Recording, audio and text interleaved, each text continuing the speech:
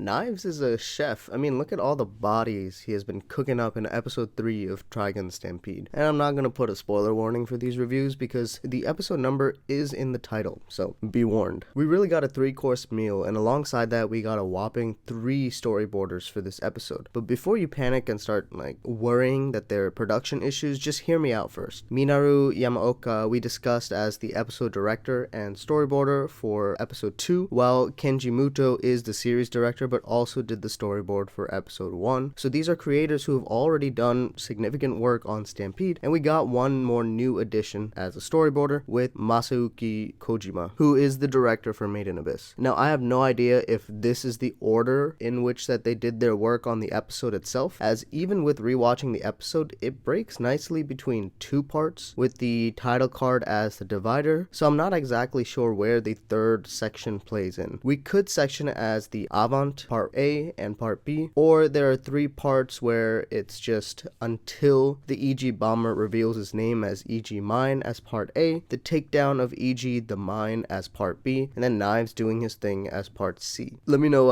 how you think the episode was split amongst each of these storyboarders. Although there's a big shift in tone when Knives starts playing the piano, the episode itself felt very succinct, and that's thanks to having one episode director by Mai Oishi, who worked on several episodes on Beastars. Because of the amalgamation of creative heads for this episode, I don't really feel confident in finding similarities, but you can look at previous reviews of episodes to see stuff on Muto and Yamaoka. The first 2 episodes definitely felt fast. It was really quick paced, and even if this episode might have felt fast as well, everything flowed just better. We don't need any more setup. The end of episode 2 shift the tone just enough to set for the stakes of the massacre in this episode, and we can make reasonable assumptions about a lot of the stuff that's been building up, such as Vash's bounty of $6 million double dollars. That's because of Knives. That Vash is worth the same as one plant, either dead or alive. These plants have the power of salvation or destruction, and Vash is no different indirectly, because no matter how much of all the preaching or the ideals that he has, his good deeds get countered by the million knives, so much so that Vash will never have a net positive contribution on no man's land as long as Knives is around. The fact that it's only the government of July looking for Vash leads us to believe that Knives is the one that actually put out the bounty for Vash. Knives is using Vash as a distraction while he himself goes and kidnaps the plants, or maybe saves them, because we learned in episode 1 that one of the plants is dying and Vash really couldn't do much to fix them in these so-called 3 episodes. So maybe that's why Knives came to save the day, not for the citizens, but for the singular plant that couldn't provide for the town. As retribution for not having a healthy plant, Knives makes the claim that this town isn't worth having either, and destroys it. Knives' design is so cool because it adds so much ambiguity to Vash and Knives' relationship. From the focus on the arms getting ripped off, we are led to believe that Knives is the reason that Vash's arm is the way it is. So why is Knives hiding half of his face? Does Vash the pacifist have something to do with that? Also, the integration of the topography clothes of Vash and Knives' past is still included in Knives' current design. It almost feels like the clothes are a part of him, especially when we get a close-up of the legs. It's super cool. I wonder where the direction of the series will go as we trek east to the city July, because it's a real toss-up for both OG fans as well as those going in blind, as these reviews are intended for just Stampede only viewers. I'll see you guys in episode 4.